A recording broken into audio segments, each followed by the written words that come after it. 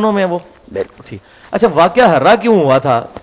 واقعہ ہرا کی وجہ کیا تھی، اصل وجہ؟ واقعہ ہرا کی وجہ یہی ہوئی کہ جب امام حسین علیہ السلام شہید ہو گئے تو اس کے بعد نفرت پھیل گئی نا لوگوں کے دل میں. پھر انہوں نے گورنر مدینہ کو یزید نے لکھا کہ جو مارا ہے نا بڑے بڑے رؤساء، ان کا ایک وفد بھیجو، ان کو تحفے تحائف دیے، بہت ان کی مدد کی کہ ان کو اپنے ہاتھوں میں لیں.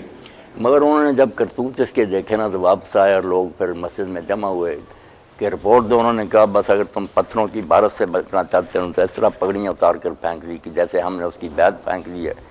بیعت پھینک دو. ہم ایسے شخص کے پاس سے آ رہے ہیں جس کے پاس نہ دین ہے نہ اسلام کوئی نہیں. اس لیے مدینہ والوں نے پھر ان کے کہنے پر بڑے بڑے وہ صاحب تھے کہ لیکن وہ عبداللہ بن عمر کیوں صحیح مسلم میں آتا ہے کہ وہ لوگوں کے پاس جاتے تھے کہ بیعت نہ توڑو بیعت نہ توڑو؟ ایک عبداللہ بن عمر ہی ہے نا جنہوں نے اپنے بچوں وغیرہ کو اکٹھا کیا. پورا مدینہ جو تھا ٹھیک ہے وہاں سارا ایک اہل مدینہ نے خراب بیعتیں کر دیا. صحیح.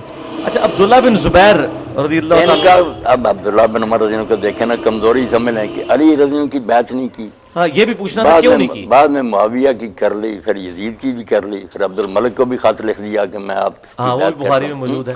یہ کیا چکر ہوا ہے عبداللہ بن عمر والا؟ اب سمجھ نہیں آتی. ایک طرف تو یہ گروہ جو ہے نا ہمارے سامنے حدیثیں لاتا کہ خلیفہ فاسق فاجر بھی ہونا، تمہارا مال لوٹ لے مارے، اس کے خلاف کچھ نہ کرو. علی جو ہے اتنے درجے کا بھی نہیں تھا، چلو معاویہ جی سے ہلکا ہی سمجھو. وہ فاسق فاجر ہی معادلہ ہوتا بن گیا ہے. تمہاری جو حدیثیں کہ فاسق فاجر کے خلاف عروج نہ اس پر ہی عمل کر لیتے، اس کو فاسق فاجر سمجھ کر اس کا ساتھ دے دیتے.